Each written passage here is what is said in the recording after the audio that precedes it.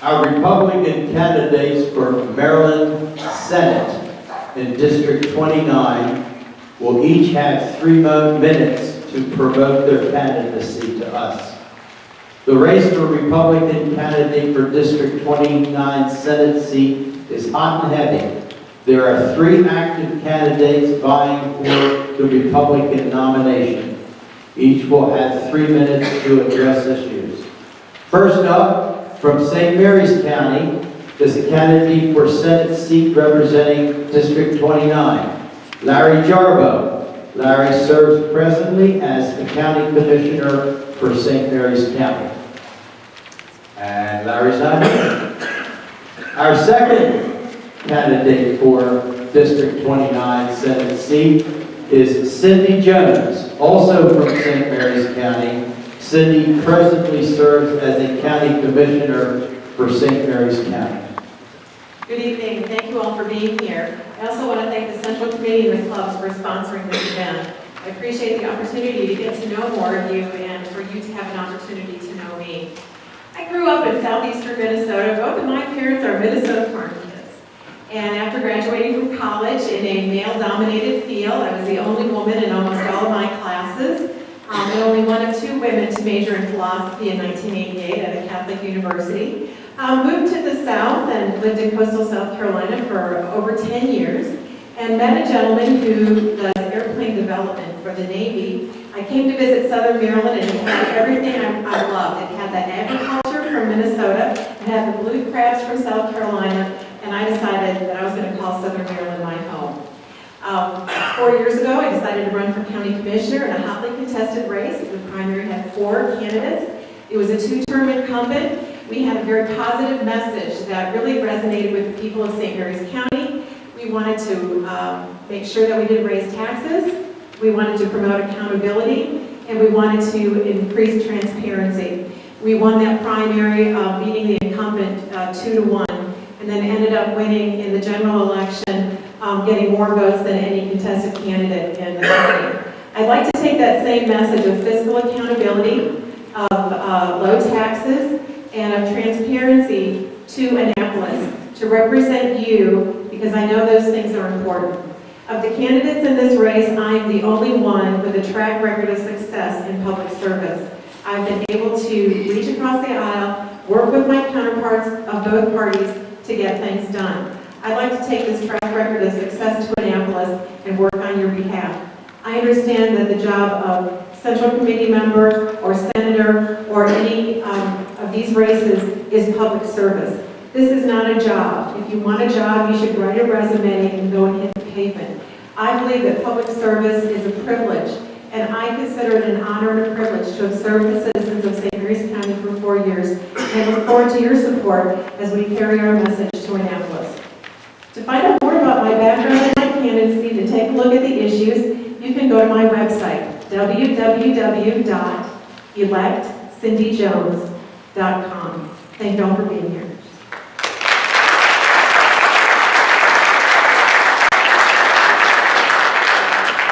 Cindy, I have a question for you. And the question is this. When the legendary basketball coach Lefty Driesell came to the University of Maryland, in his first press conference, he proudly announced that he was going to make Maryland the UCLA of the East. We have just suffered through 8 years of O'Malley making Maryland the California of the East. What would you do, if elected to the Senate seat, to reverse this disturbing trend? I think it's important to talk to people of the issues at the level where they can relate to the issues. And when you do that, you find that regardless of party affiliation, that we have common ground. And it's possible to build consensus. One of the most important lessons I learned from one of my mentors early on when I first got involved in politics in the summer of 2007. Now let me give you some background. This is an individual who was successfully elected to 4 consecutive terms in Charles County as a Republican. So this individual understands what it means to build consensus and get things done. And he said to me, Cindy, you have to know 3 things if you want to be and you want to shift public policy. You have to understand where you are first. Then you have to understand where you want to go. And then you have to understand how you're going to get there. And with that message, I've been able to get things done in St. Mary's County, working with my colleagues of both parties. Things like finishing the build-out of the Ag Center, starting the Institute for Nonprofits that has helped our nonprofits with some funding issues and made them less reliant on government funding. We've done a lot of things for transparency. Our check register is now online at the county website. And of course, accountability. There's always accountability issues. I've been able to say to people, you know, accountability is a positive thing, and it's not mutually exclusive to civility. There's a way to treat people with respect and still get accountability, and I've been able to demonstrate that. I've been very fortunate to work with other commissioners who shared some of the same values, but I look forward to carrying that positive message to Annapolis on your. And yes, we're not going to get there in one term, but together we can build consensus and start moving the state in the right direction. Thank you very much, Cindy. Returning to the race for the Senate seat in District 29 from Calvert County is Steve Waugh.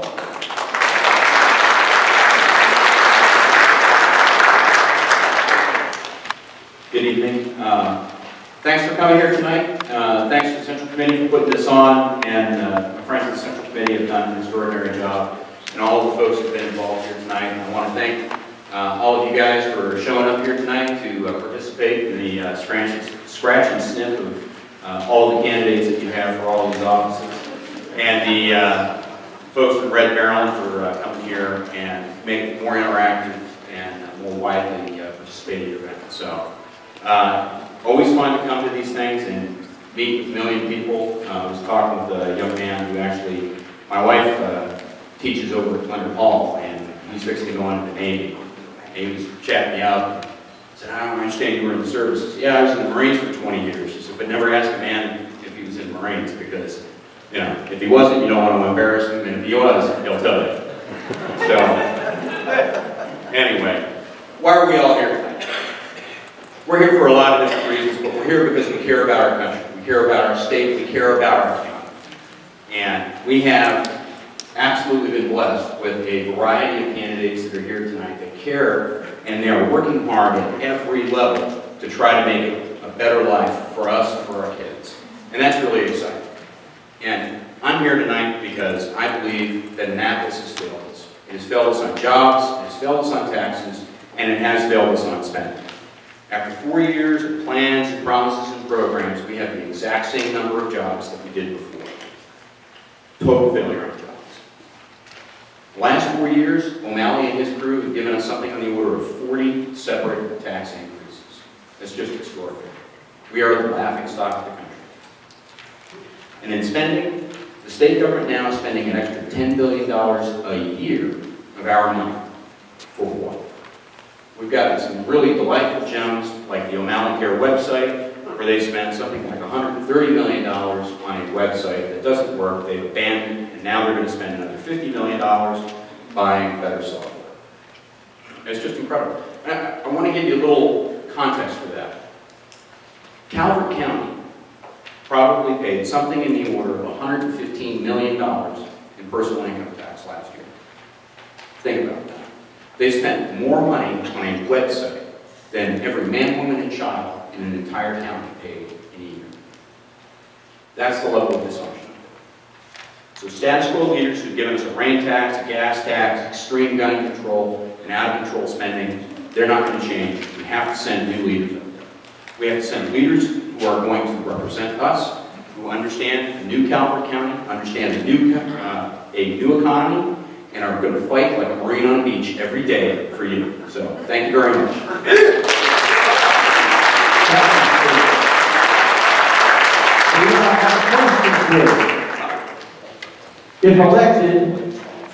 If elected, you will be in the minority in Annapolis. But what do you do as a senator to make a difference and to arrest this Californiization of Maryland? Well, we have to focus everyone's minds, and I believe that when we look forward to this election, what we're going to see is we're going to see Southern Maryland send 4 Republicans, 4 new Republicans. up to Annapolis, to join Tony, who's asking for help, to join Mark, who has been working for us. And they have set an extraordinary example. Tony just got a bill passed, I believe unanimously, in the House.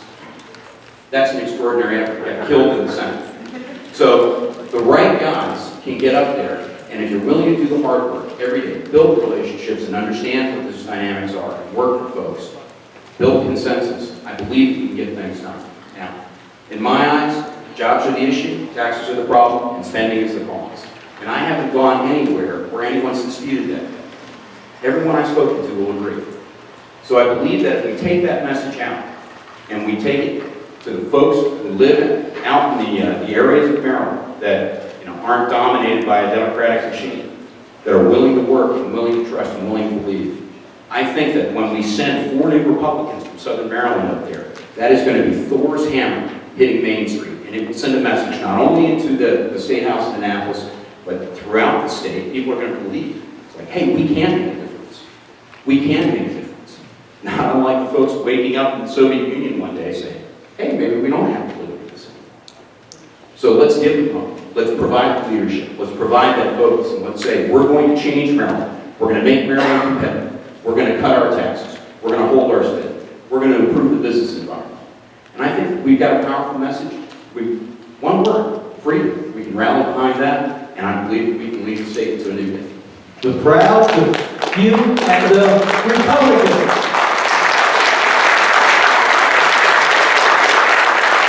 Okay. Mr. Jesse Peed is running unopposed for the Senate representing District 27. Good evening, Calvert County. Sorry. My name is Jesse Peed, and I'm running for District 27 as State Senator. Everybody asks me the same question, why? The reason I'm running for State Senator is I'm fed up. I'm tired. I've been living in this state my entire life. They're driving to hell in a handbasket. It's crazy. They're spending away our future. They're taxing me into poverty. I'm pretty sure they're doing the same thing to you. Then they're regulating and legislating away my freedoms. I run a business in this state for 26 years. Every year I go further and further behind. And I can't believe it. And then they're telling me, well, you need to hire more people. I can't afford to hire any more people. Every time I go to hire somebody and pay their taxes and my taxes, then I end up broke. They raise my taxes on gas. They raise my taxes on pretty much anything. If they can raise it on rain, I'm pretty sure they'll find something else crazy to raise it on. I swear to God, they must have gone to a prison and asked somebody, can you make us a new tax? Because they got plenty of time on their hands, because I couldn't even thought that one up. Anyway, like I said, I'm not going to waste a bunch of your time. And the reason I'm running, seriously, I'm also tired of seeing my people leave my state. I mean, 47% say, we're going to leave. And I see it every day. My neighbors are leaving. They tell me the same thing. I'm waiting for my mother and my father to pass away so we can sell their things and move out of town. So it's a really bad reason, in my opinion. But the good news is the rest of the state seem to be able to put up with us. They're going to Delaware. They're going to Texas. They're going to Florida. You pick a spot. I've got people that actually closing their businesses up to move because they can't make it. And if they keep it up, I'm not going to be able to make it. So if you want lower taxes, you want less regulation, and you want less spending, vote for me. I've been married for 30 years. I've got 4 kids. I know how to say no because my wife has taught me.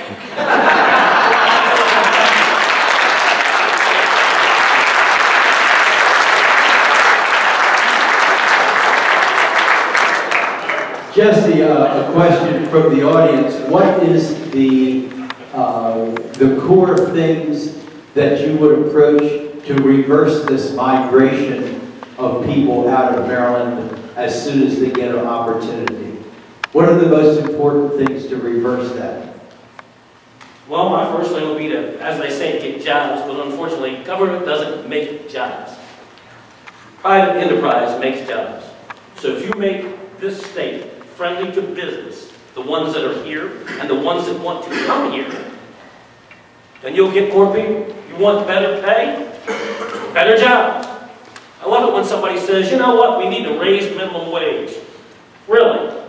When you raise minimum wage, unfortunately, you're still at the bottom of the list. The only way you can make people and pull them out of poverty is to give them better paying jobs, not better minimum wage. So, That's the way I get people back in this state, by lowering our taxes, lowering our spending, making it a place where businesses want to come, like Texas. Pick a state that actually is growth and jobs and do what they did. Cut our taxes, cut our spending, and cut the regulations on each one of the businesses, and our state will thrive. I don't want to leave here. I was born here. I was raised here. I planned on dying here. Okay? So vote for me. Believe me, I'll make it a better place because I will say no. Thank you. Thank you very much.